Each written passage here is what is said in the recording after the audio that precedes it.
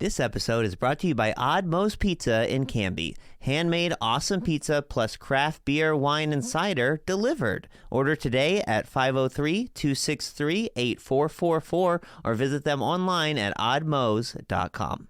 This episode is also brought to you by Canby Foursquare Church. Since 1978, a place to grow, connect, and serve. Sunday services on campus and online at 9 a.m. and 11 a.m. Learn more at canbyfoursquare.com.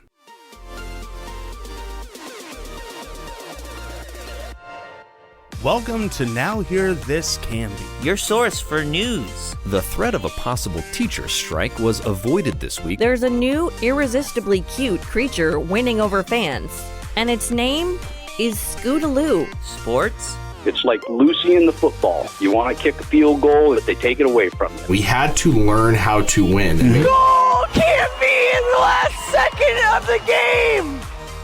And interesting conversations. Because I'm one of the strongest girls ever, and I know that for a fact. I just really enjoy writing gossip as if I was a bear. With an old maid daughter that make the best moonshine in the coast. And if it would have hit me in the face, I think I would have died. I really do. I guarantee you would have died, man. Are you kidding me? Welcome to Now Hear This Canby podcast. I'm Tyler Clausen, and this is what's happening this week in our community. A letter signed by more than 780 organizations, businesses, and community leaders was sent to the Clackamas County Board of County Commissioners last week, urging them to scale up the county's diversity, equity, and inclusion efforts, even as members debate the possibility of defunding the office. The letter and lists of signatories includes nonprofit service providers, education leaders, and businesses large and small, as well as concerned residents, including nearly a dozen from Canby. During budget discussions earlier this year, Clackamas County Commissioner Mark Scholl proposed defunding the Clackamas County Equity and Inclusion Office, calling the nearly $830,000 in proposed funds, which pays for programming and 3 full-time employees, an unnecessary expense that only foments friction. Several other commissioners signaled their willingness to consider such a move, though the Board of Commissioners and Budget Committee members ultimately voted 9-1 to table the proposal. The July 6 urges commissioners to consider the office as an essential investment, critical to ensure a welcoming, safe, and prosperous community. The Clackamas County Office of Equity and Inclusion is an essential piece of our region's shared values of safety and inclusion, said Cole Merkel, co-director of Here Together and an Oak Grove resident. By prioritizing the values of equity, this office empowers marginalized voices, addresses systemic inequalities, and works towards a more welcoming Clackamas County. Merkel says the letter shows that creating a community where every individual is valued, respected, and has an equal opportunity to thrive is a nonpartisan issue. Diversity makes our community stronger, he said. The letter was sent to the Clackamas County Board of County Commissioners today in advance of their policy meeting on Tuesday, July 11th, when they were initially expected to discuss plans for the Office of Equity and Inclusion. That discussion was later rescheduled to August 1st. The letter's signers said they want commissioners to not only retain the office, but expand the county's work on equity and inclusion. By prioritizing the values of equity and inclusion, we attract talent, enhance productivity, and cultivate innovation, said Trey Winthorpe, CEO of Bob's Red Mill. Supporting this office is not only morally imperative, but also economically advantageous, as it paves the way for a prosperous Clackamas County where everyone can thrive and contribute. The letter also signed by a number of current and former state and local elected officials, including the mayor or city councilors of Lake Oswego, Milwaukee, Oregon City, Gladstone, Estacada, and Wilsonville. State Representatives Mark Gaba, Anessa Hartman, and Kaisi Jama, and former Commissioners Sonia Fisher and Ken Humbertson. I wholeheartedly endorse and advocate for the continued support of the Office of Equity and Inclusion, said Lake Oswego Mayor Joe Buck.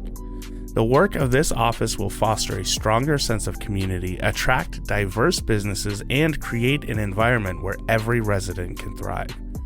The work of this office is not only essential for building a respectful and equitable community, but also contributes to our county's long-term economic growth and success.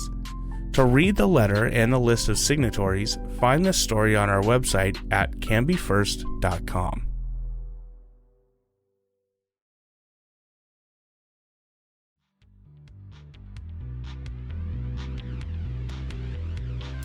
A Milwaukee police officer was hit by a Clackamas County Sheriff's Office car on Monday, as police pursued and ultimately captured the suspect in an armed robbery of a car dealership on Southeast McLaughlin Boulevard. Around 6 p.m. Monday, Clackamas County Sheriff's Office deputies responded to a call reporting an armed robbery at the dealership located in the 14,000 block of McLaughlin in urban unincorporated Clackamas County. Deputies began a search for the suspect in a stolen 2009 white Ford Ranger that was reported to have front and rear end damage after hitting several cars in the parking lot of the dealership. Around 6:20 p.m., with the help of the Hare unit and Milwaukee Police Department, the suspect's truck was found. The officers used spike strips and were eventually able to stop the truck using a pursuit intervention technique or PIT maneuver. In the course of the chase, a Milwaukee Police Department officer was injured after being hit by a Clackamas County Sheriff's Office vehicle. The officer was taken to a local hospital and is expected to survive. The robbery suspect was arrested on the scene, and the crash investigation will be led by the Oregon State Police.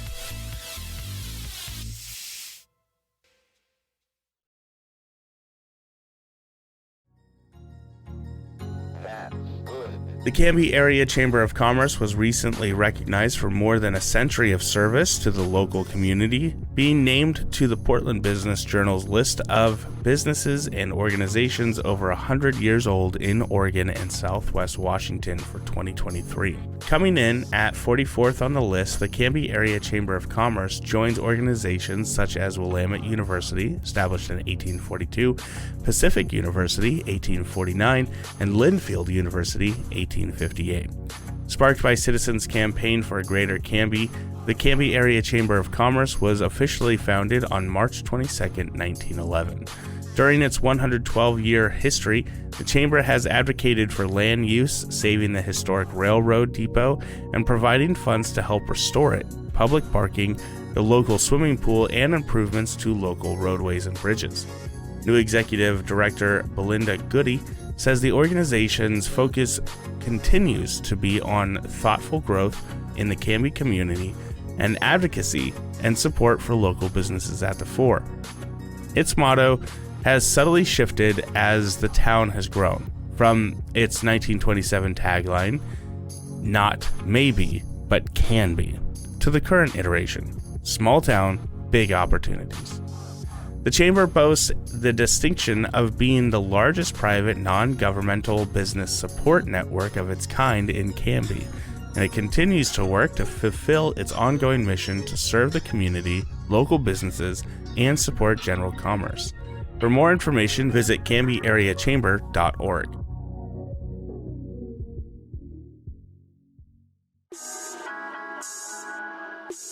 In other chamber news, the organization also released its list of official winners in their annual Best of Canby competition for 2023. Since 2021, the chamber staff have worked to develop a limited number of categories each year to create a selection for the Best of Canby candidates, which can be challenging due to having a wide variety of businesses that may fit in many categories.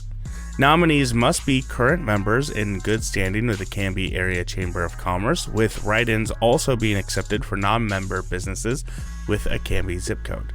This year, the Chamber opened the voting with 28 separate categories and invited the Canby community to pick their local favorite businesses, people, and organizations as the best of Canby. We saw so many creative ways to share the news, from posters to signboards to TV screens and advertisements to online sharing, Executive Director Belinda Goody said. We loved seeing it everywhere we went. They tallied 42,765 individual votes, including one tenacious and apparently very skilled canine, local Instagram celebrity, Sandwich the Dog. That kind of participation reflects just how much those customers, partnerships, family, and friends support Canby's local businesses and take pride in the Canby community, Goody said. Regardless of the final results, Goody said the local competition provided great exposure for member businesses and allowed the community to get involved, explore, and discover those businesses that are among the best in Canby. With so many wonderful opportunities to eat, drink, shop, and experience Canby, we are so proud to spotlight and support these outstanding businesses and their hardworking owners and staff, said Goody. Thank you to everyone who took the time to vote and help our community shine the spotlight on Canby's local favorites. She said the Chamber hopes to grow this event next year and encourages local patrons to visit and congratulate their favorite local businesses. For a complete list of the winning businesses, visit canbyfirst.com.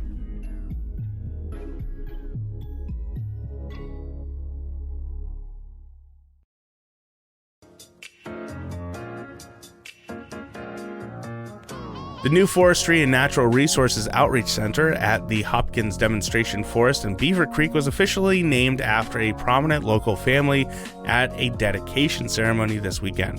The recently completed 2,400 square foot Forestry and Natural Resources Outreach Center was named for the Belton family, prominent forest owners in the Clackamas County.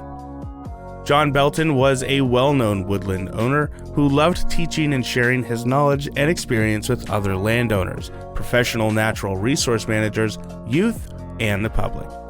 He hosted numerous tours, demonstrations, and events at the family's forest property east of Sandy. Belton was raised in Clackamas County, had degrees from Lewis and Clark College and Oregon State University prior to spending his career as a university professor and administrator. He passed away in 2013.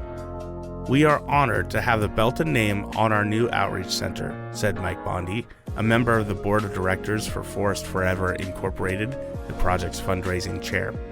Many family forest owners will remember John. He was a wonderful teacher and an innovator and advocate for the sustainable management of our natural resources. Belton was also an Oregon State University Master Woodland Manager, a trained Extension Service volunteer who worked in the community, sharing their knowledge and experience with others. He was also actively involved in the Clackamas County Farm Forestry Association and American Tree Farm System and numerous other natural resource organizations. John's wife Carol Belton and sons Arthur and Stephen, who live in California and Florida respectively, were present for the dedication ceremony on July 9th. The Hopkins Demonstration Forest is located at 16750 South Brockway Road in Beaver Creek. Oh yeah, I did it! I finally did it! I did the 1 minute death run on Fortnite! Wow, Tyler, that was awesome, and it only took you 38 hours to do that. What was that? Nothing. Hey, have you ever thought about entering a tournament for prizes or scholarships? Yeah, but I mean, there's entry fees and stuff, right? Nope. DirectLink, our local internet provider, has just announced a partnership with Fiber Gaming Network to offer free entry for their active broadband subscribers into national online tournaments. Wow, that sounds pretty sweet. So how does it work? Dude, it could not be easier. They have lots of different events each week for gamers of all skill levels. Folks can join the Fiber Gaming Network Discord server and connect with other players to form parties, play together, learn tips and tricks, and more. It's moderated to foster a safe and inclusive environment for all, too. Plus, I even heard that Fiber Gaming Network is working with recruiters from college esports programs to find talented new players. There are actually a ton of college scholarships available for competitive gamers now. Oh, so they have like a community aspect to it, too. That's cool. But there has to be some catch. Monthly charges, service fees, something. Nope. All DirectLink members on Fiber can participate for free. All you have to do is visit directlink.coop/FGN to learn more. Then click the button at the bottom to sign up with Fiber Gaming Network. I've definitely got to check this out. Wow, they have like the best games. Rocket League, Fortnite, Madden, NFL 23, NBA 2K23. Dude, Super Smash Brothers, Mario Kart, Overwatch. Oh my Right? gosh. They even host trivia nights too, and you don't even need a game console to play that. You just join right from your connected device, phone, tablet, or computer. Check out these categories: Taylor Swift, Nintendo, Spider-Man, The Office. Oh, sweet. We are so doing trivia, and we're going to destroy everyone. No kidding. I mean, you're the biggest Swiftie I know. Taylor Swift for life. Visit directlink.coop/FGN to learn more and sign up for Fiber Gaming Network events today.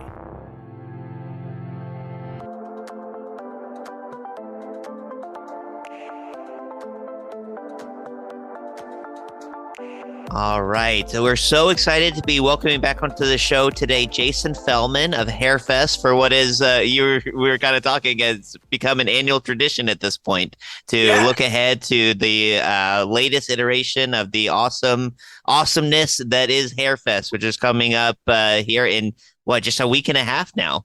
Yeah, it literally starts a week from tomorrow. Oh, wow. Because we have our kickoff party, which right. It's integrated into the event for the first time. So it's Thursday night with full production and 4.5 hours of music culminating with the big Spinal Tap tribute, which is obviously a theme we're leading into, being our 11th year. It goes to 11. So right. Well, let's start there because normally I'd ask you to, for folks who don't know, tell what Harefest is, share a little bit about it. I think at this point people know.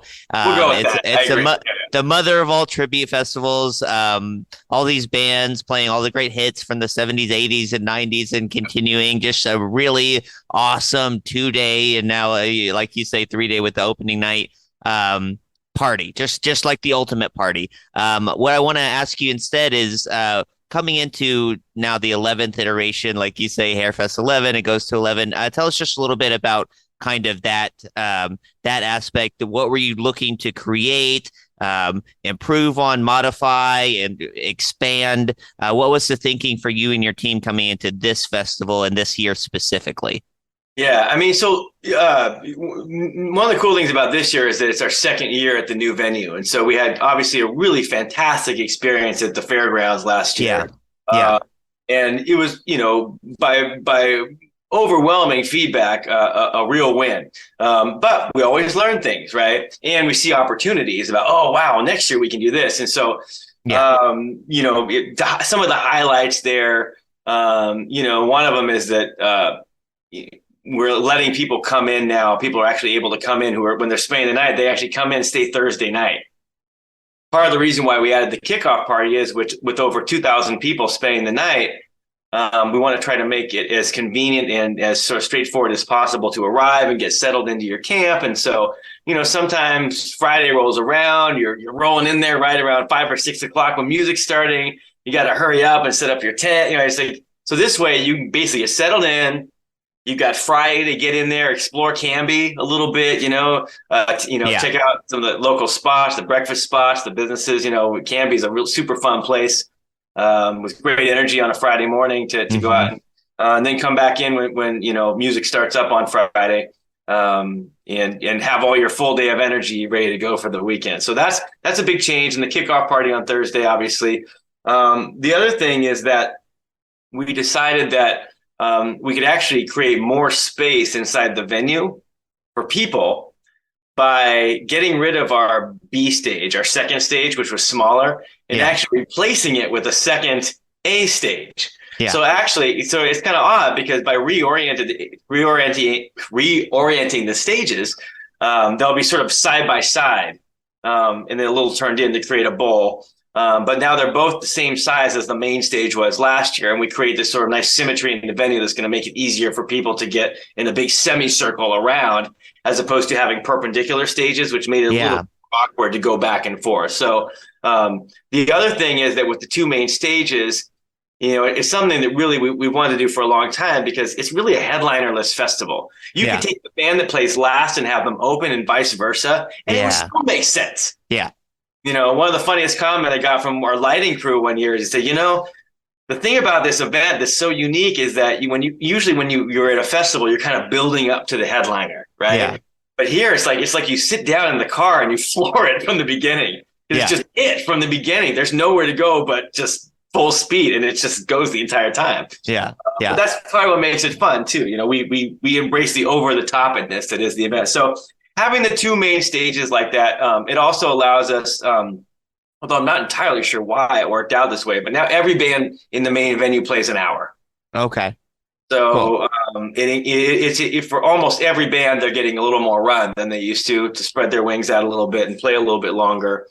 Another thing that's enabled that to happen is that over in the Hippie Hollow area, which is the stage on the other side of the venue, we've increased the size of that stage to match the size of the two main stages, and have increased the profile. We got a couple of really heavy hitters playing on there on Friday and Saturday night, for example. We got the Grand Royale. Awesome.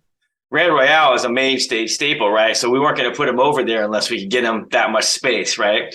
And so the programming, rather than have after parties, we just keep the whole thing going. But now instead of starting at 11:30 over there, it starts at 11 and goes till 12:30. So it's not as late.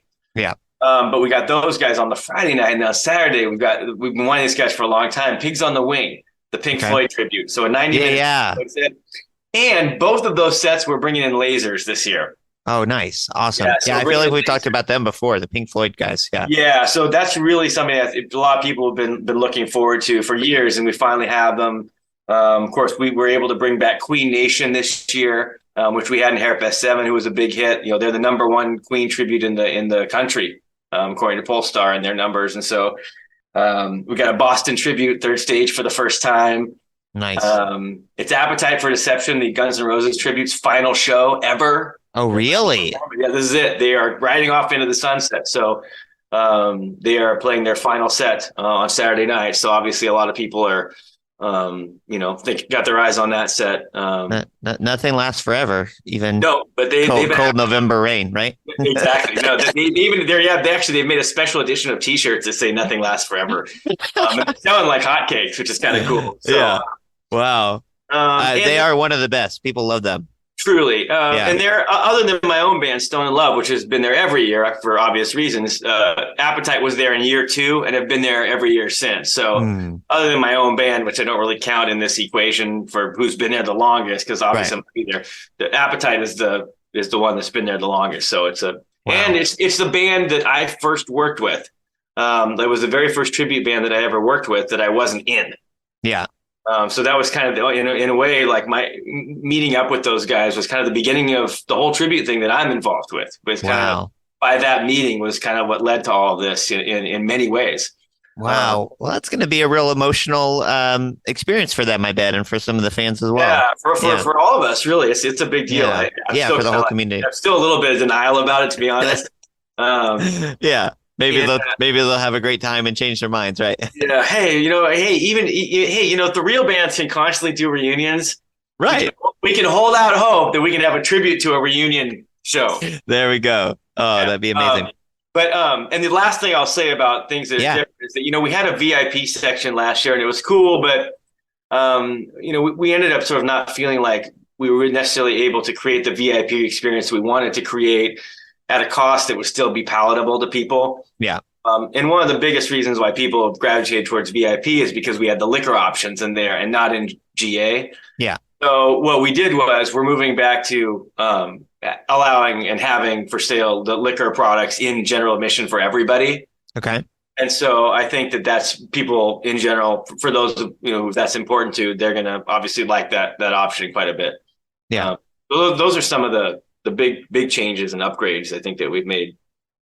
Awesome. I love the change for the stages. I know one of the things that's always been, ever since I've been attending and covering Harefest, it's been a really unique element of the festival is that sort of mass migration that happens between these two stages. An innovation that you guys have always done really well was that 2-stage where while one band's playing, the other one is doing their sound checks and everything. So it's just nonstop music, which is awesome because the worst thing ever is the sound check. I was just at an event this weekend where they were doing that and just having a lot of issues with the sound check, and it was painful to experience. It's pretty interesting because basically, and so, even with the two stages being sort of more side by side, there'll still be a migration. You just won't have to go as far. Right. And they'll, again, no space in between, but it's a trip because basically, like, while one band's playing, you actually are sound checking on the other side, but you're not hearing it from the house. So the sound guy's got headphones on, right? And the band can still hear themselves on stage. So the whole thing, it's actually, it's a really interesting technical thing, which obviously we didn't invent. Festivals have been doing this forever, but it's a great way to maximize the party. You know what I mean? It's like nonstop music. You're going to get your money's worth. Yeah. And I hear what you're saying as well about the kind of A stage and B stage, because at the two festivals last year that were at the fairgrounds, so you guys did, you never felt like you're getting, even the lights and the effects and everything, the speakers, all the technical, it was all the same over there. It was just sort of geographically with the lay of the land and whatnot, it was a little narrower and it's just a little different. It just felt different, and it was kind of there, like you say, there was kind of that weird feeling. Well, why is this? Why this feels a little like junior high over here. And it's hard to explain, and it's also like always awkward with bands. I'm like, it's almost like, well, why are we on this stage and not this stage? It's a fair question, and ultimately it just comes down to because we only have so many slots. So it really, it was wonderful to send out the offers this year to the bands and go, hey, guess what? You're on the main stage this year. Everybody, and even in the Hippie Hollow, you're on the main stage because we expanded that one too. Yeah. You know what I mean? Yeah. That's and also to your point too, like when you were over on that far smaller stage last year, like it had to have a smaller PA on it. So it just didn't have the oomph that you initially want. So this way, both stages have matching PAs, full power. It's going to go to 11. Yeah. Awesome. I'd love to hear, man. Obviously, we love Harefest. Love to talk about Harefest. Harefest is a big part of my question I'm going to ask, but you obviously do other concerts and do other things in the industry. Work with a lot of these bands that you bring to Harefest and other gigs and things throughout the year and throughout the season. How are things? How are things in the industry? What's new? What's going on? Obviously, we had the pandemic that we're now a couple years coming back from. Are we back? Are we still in the upswing? What's going on with your world? Overall, it's really good, right? Overall, it's really good. But the answer really depends on who you are and where you are, right? So if you are a venue in downtown Portland, for example, you might still be struggling a little bit, right? Yeah. Although I will say, like, for example, I was talking to the folks who, some of our team was down there during Rose Festival, and I know some people who work in the crew, and there are a lot of records being broken for attendance and sales this year. So it is interesting to see how the narrative of Portland and the reality don't match. If you actually go down there, it's slamming. Yeah. But the classic rock audience, just because of our demographic, might be a little bit slower on the uptake for that, which is understandable. Yeah. So, there's a little bit of that dynamic. Sales for shows are definitely up from, where they were, coming out of the pandemic. I wouldn't say they're pre-pandemic levels necessarily, but it also depends. So as a promoter, it's sort of one thing, right? Because I'm in the ticket selling business, but as an agent who's booking bands, it's like banner year. And part of the dynamic is that there's such a high demand for bands. You get in particular, more favorable contracts and things. Well, it's driven up the price of national acts. As a result, at your average like county fair, for example, it starts to make the tribute band seem like a lot more realistic option. The economics of tribute bands start to make a lot of sense. Whereas maybe the one or two hit wonder or the legacy act might have made sense in the past. So we're seeing a lot more that might have gone to national acts now go to tribute bands. So that's a good thing. Tribute bands in general are getting booked more. Cover bands, it's a mixed bag because corporate hasn't come back yet. Corporate meetings and stuff are not back in person nearly in the volume that they were before. Yeah, it's a huge chunk of our business. But in general, it's great. I don't have any complaints. Yeah. Yeah, now that you say that, I have noticed that, names that I know from Harefest, I'm starting to see them at non-Harefest events, which is really cool. Yeah. Yeah, tribute bands in general, I think, and it also is sort of a natural evolution, which is that the more time that passes, the more of the real bands aren't around. You know what I mean? And it's always a little bit morbid, because when someone passes away, you're just like, it's horrible because it's someone's life. Yeah. And all that. But the tribute band, when Prince passed away, all of a sudden all the Prince, and Fleetwood Mac is having a huge year this year after he passed away. And, some of it's because it's in there or Tina Turner tributes are always getting booked now, and so it does raise the consciousness a little bit about certain tribute bands. But between the economics and just the fact that a lot are retiring or no longer in existence, those two things are fueling tribute band booking significantly. So it's definitely an up year for tribute bands. Yeah. Yeah. And it doesn't seem morbid to me. I think it's very honoring, and that's why they do what they do, is because they love, their music and what it meant to them specifically and to fellow fans so much. Yeah, I mean, given a choice, right? Even those of us who are in tribute bands, if we had a choice between the original artists still being around doing their thing and not, despite what it is, we would always want them to be around. Like, that's the whole thing. We love these bands, you know what I mean? We cover them because we love them, you know what I mean? Yeah. So you're never happy about that, It's just sort of like one of the sort of weird, I guess if there's I don't know, I don't know how to describe it. It's weird. It's unique to tribute bands in a way. Tyler, did you know that the Australian lyrebird can mimic any sound that it hears, even chainsaws? No, that's super interesting. Did you know that a baby puffin is called a puffling? Or that baby sea otters can't swim, so their moms wrap them up in pieces of kelp until they learn how to paddle? Wait. Do you know any trivia that isn't like animal related? Not really, but here's some stuff you may not know about the Wild Hare Saloon, where Canby goes to eat and have fun. Okay. The Wild Hare is one of Canby's longest running locally owned restaurants. Owners Joan and Darren Moden have been in business for 16 years. That's cool. Yeah, heck, you were just a baby back then. Wait, what? And they love to give back. They've been members of the Canby Chamber for that long, and they donate over $20,000 to local sports, FFA programs, and civic organizations each year. Wow, I'm legitimately caught off. That's cool. Yeah, they also support more than 30 jobs in the community through their award-winning staff, some of them as young as 18. Hey, that's older than you are. Dude, I'm 10 months younger than you. With the days getting longer and the weather getting warmer, the Canby Wild Hare's expansive outdoor patio is the place to be. Furry friends welcome. Well, that sounds great. I'm going to go check them out just off of Highway 99E next to the Space Age in Canby at 1656 Beaver Creek Road in Oregon City, or on their website at thewildharesaloon.net.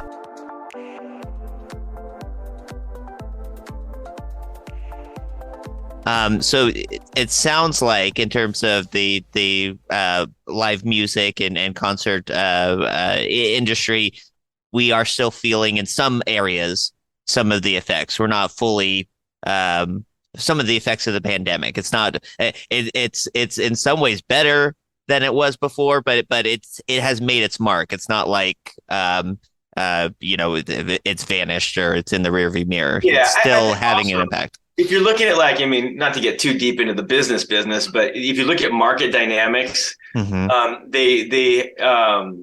there's definitely a shakeout, right? And that can be positive and negative, depending on who you are. So I'll give you a couple of different examples. If you were a tribute band, for example, or a band in general, or an artist or a promoter, or whatever, and you were sort of maybe middle of the road, maybe slightly below average, it's a struggle right now. Right. But the opposite is also true. If you're somebody who's sort of higher up in the game and, maybe a higher quality act or, as a promoter with a little more history or whatever, it's like there are a lot of doors opening. You know what I mean? And the bands that are really good are getting booked quite a bit. Yeah. Then we have this consolidation. Whether you're going to ask about it or not, we've talked about last time about what happened to our other festival, the Wild Hare Music Festival. And so now that the cat's out of the bag, people can see that the reason we're not coming back is simply because Live Nation has launched an event that is in direct competition to what we were doing a week later down in Deschutes County, and because of non-compete contract. Well, it's interesting because it's not just about non-compete.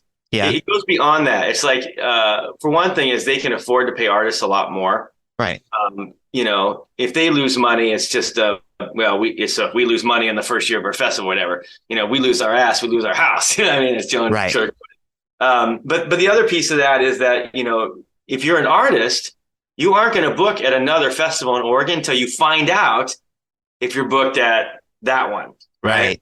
Right. So, we really try not to be sour grapes about it because, again, like the same market forces that are benefiting me as a promoter being in a strong position coming out of the pandemic locally are the same market forces that Live Nation is enjoying coming out of the pandemic. They're well capitalized, Yeah. And it's good news for artists, and you guys are pro artists. It is. It's good news in the short term. Yeah. In the long term, it isn't, because what's going to happen is all the little guys go away, and then all of a sudden they have no negotiating leverage. Yeah. Right. But we don't even try to fight the tide. Right. We're just too small, and we're trying to sort of look at it more from a position of gratitude. Like, hey, man, we got to do this. We sold out an event. It was original artists. We got to profitability in our third year. Yeah. We're the first festival that ever had Zach Bryan headlining. That's and that can't be taken away. And we're still in the game, and who knows what's going to happen in the future, Yeah.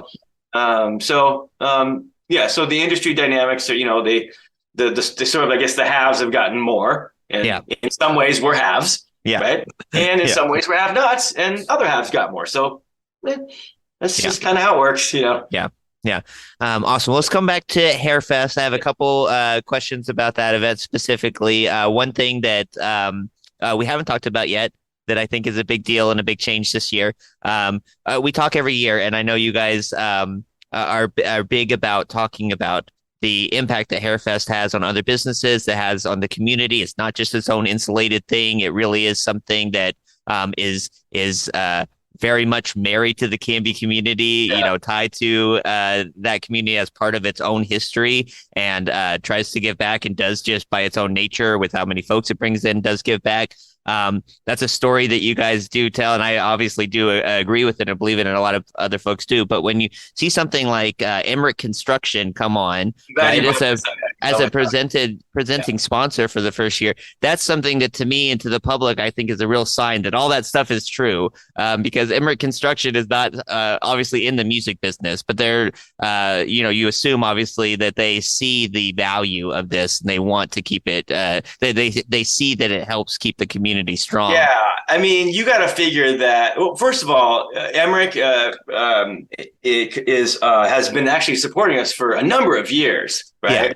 In sponsoring in various ways and such. So they've been a long time, and I know with Joan's business and a lot of the charity events that she does. So, it wasn't surprising to see a company with their sort of background of community. Right. They didn't come out of nowhere. Yeah. Yeah. And so that was really cool. And actually, people might not realize that this is the first time we've ever had a title sponsor. Right.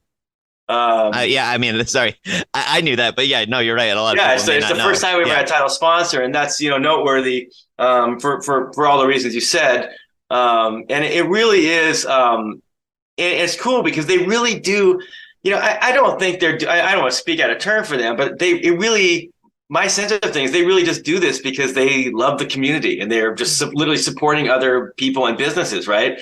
They're not expecting to get some big construction contract from this. You know what I mean? Like, you're not going to come on site and find this big, Emmerich booth that's selling you something. You know what I mean? Right. And which is, not that we would totally be down for that if they wanted to, right? Yeah. But the point is that, to their credit, they literally put their money where they mouth it. When they say they support the community, they really do. Yeah. And it really does help, because I will tell you that although this is a for-profit endeavor, it is obscenely expensive to produce. People just assume that we make money hand over fist. And the truth of the matter is, over the history of the event, it just isn't like that. Yeah. There are other reasons why we do the event, right? I mean, it's, for Joan, having the name of the Hare out there and everything is obviously great for her business. And for me, as a guy who books tribute bands, it's a annual showcase, right? Yeah. So we have benefits beyond, if it was just for the money, we probably would have been out of this a long time ago, to be honest. Yeah. But so, yeah, it is really cool. And, with our kickoff party, it's kind of fun. We've got Team Ellison and Local Plumbing. Yep. Right. And they're super social and super fun. And rumor has it they've got a musician in the family, so there may be appearance. There may be something brewing there. Wonderful. You have to show up to find out. Okay. Yeah. So yeah, I mean, just all the community. No spoilers. I mean, I could go all day about all the folks, and obviously I would encourage folks to go to our website and see who all of our supporters are, and we'll have all that on display at the event as well. But it's the community and the percentage of sponsors that are actually local is pretty high. Yeah, awesome. Cool. The last thing that I wanted to ask you about for Harefest specifically, we've talked about very much from the more promotion and kind of agent side quite a bit. As you did mention earlier, you're also in the business of selling tickets. I'm kind of curious. I'd love to hear. And this is probably something you could talk about all day as well. But marketing Harefest, and obviously you've got your kind of built-in target audience for the folks that grew up in those times and love that music. Do you look to just really focus and cater on that audience specifically and kind of reach out to more people in that audience? Do you look to attract younger folks as well? And how do you kind of do that? What can you tell me? Yeah, I mean, the honest answer is we actually don't really overthink it. There are also multiple elements to that, of the marketing, right? So it usually is we'll put more energy in promoting things that people aren't accustomed to, right? So obviously we're spending a lot of time talking about the kickoff party, and on the Thursday, we're spending versus like overnight, right? Like that, RV sold out immediately, and we've sold out, like every tent space sold out. So, for example, one of the things we're going to be doing this year, because again, we got to be careful, right? Like maybe we could have sold more RVs or we could have sold more, you know what I mean? But the goal isn't to stuff as many people in there as we can. The goal is to maximize the space, but we want people to have a good experience. And so one of the things we'll be looking at this year is like, okay, how did we do? Because this is the first year like in tent camping where they're literally actual spaces. But the reason we did that is because we really could see how challenging it was, like to get there and like just have the free for all of finding your spot. That worked out really well when it wasn't full and there was plenty of space, and there's a lot of space out there, but there are hundreds and hundreds of campsites that we've sold. Right. Yeah. So now we know that we have these all measured and on a grid and everything. And we feel like there's a lot more egalitarian way of doing it. And also we're hoping that it just takes the pressure off getting there to set up. You know what I mean? Because you've got your space. You know what I mean? You're like, oh, if I don't get there earlier, I don't get off work, somehow I'm getting the booby prize or whatever. It's like, no. Right. I mean, you got to buy your tickets, but everyone has that opportunity, leading up to the event. And we'll do a pre-sale again next year. But yeah. But other than that, we know who our market is. It's basically like our core audience and their adult children. So it's still the same. I call it the donut demographic, right? Because there's a big hole in the middle of it. It's sort of like 40 and up, and 25 and down, and 25 to 21. You know what I mean? 30-something piece of it. Well, there's certainly plenty of. I feel personally attacked. I'm in the hole that. Well, except we started. I love classic rock. Yeah, we started Flannel Fest, right? This was interesting, right? It's up in Moses Lake. One of the things that people wouldn't be surprised of is that we get called by pretty much, you name it, someone has called and say, hey, what's it going to take to move Harefest to our venue? Yeah. You know what I mean? And, we're not looking to move, but there are other opportunities out there for other things. And so it's funny because when we started the Flannel Fest, it's like it has a new donut. Yeah. but it's different, you know what I mean? Yeah. And it's decidedly 10 years younger. So, it is interesting how, and that was born out of research, empirically, when we tried to introduce, we have to really be careful with 90s bands at Harefest. Eventually, it's going to be baked into it but by and large, we found that though it's the 90s festival has a different vibe. So yeah. But yeah, and sales are great. I mean, we will have more people than last year. We can already tell that. Yeah. Good. Awesome. Well, that's all the questions I had, man. What else do you want to tell us about what's coming down just next week? It's crazy. I mean, we're just telling people to spread the word. The main thing is I really want people to know that if you've purchased a festival pass, for the Friday and Saturday, that also gets you in Thursday. Okay. Right? So you're in. Yeah. And it's not an extra charge there. And if you don't have tickets and you just want to go Thursday and check it out, it's a $20 ticket, and you can just come to the kickoff party. And it's our band Radical Revolution. So we're playing 80s music live for 3 hours. And then the Spinal Tap show goes on afterwards with lots of, they're really pulling out all the stops with the props and everything. And so obviously encouraging people to come. And I definitely want to give a shout out to the fairgrounds who, and Brian and his team over there. I mean, they continue to be just absolutely wonderful to work with. And you can really tell that they're on a path to build something really special for the community and for the county and the city out there. I mean, they're doing a lot of things right. So I wanted to express that they have been, wonderful. Yeah. And obviously Brian Crow with his background and music and live music and concerts and some of the other experience and folks that are on his team.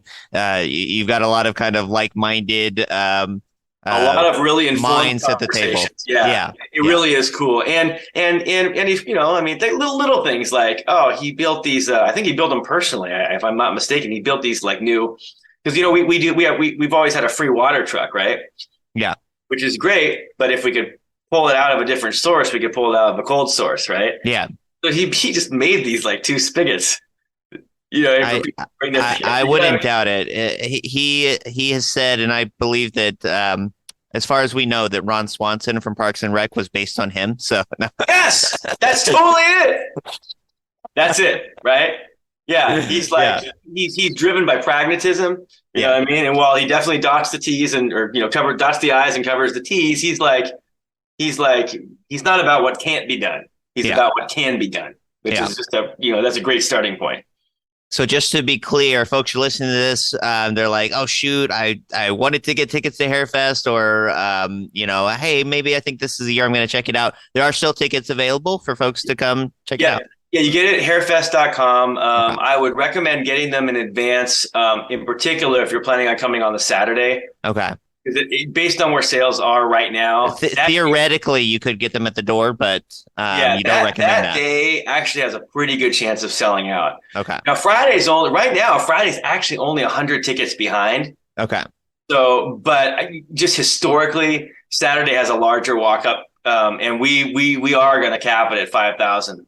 We don't want to go over because we don't want it to get uncomfortable in the venue. Yeah. Awesome. All right, man. Well, harefest.com, like you said, all the Harefest on all the social media. Jason, as always, great to talk to you. Thank you for your time and sharing some of your insights. Thanks for all you do to make it covered as always. Yeah. Rock on. We'll see you out there. Excellent. See you all next week.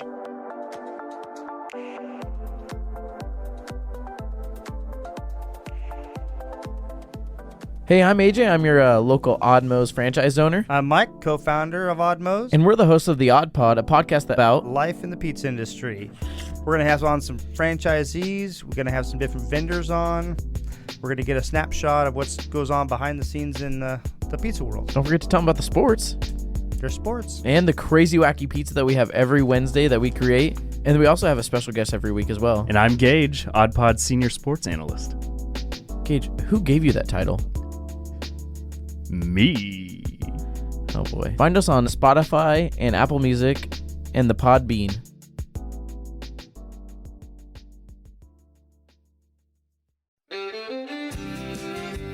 Now Hear This Canby is produced by me, Tyler Clausen. Our content director and star reporter is Tyler Frankie. And of course, our show is edited by Cameron Clausen. We also feature the vocal talents of Joyce Struby and James Walden. So a round of applause to them. The song that you're hearing right now is Canby. by singer-songwriter Olivia Harms, used with her permission. To find more work from her, you can visit her website, olivia13.com. Now Hear This Canby is dedicated to preserving independent local journalism and redefining local news with our fun, fresh, and energetic brand of storytelling. Our sincere thanks to our local sponsors who make this show possible. Please show your appreciation by supporting the small businesses who support us. The production of Now Hear This Studios, Canby's locally owned, full-service audio, video, and media production company. Our mission is to produce the best content in the universe, and we'd love to help you do it. Find us online at nhtstudios.com.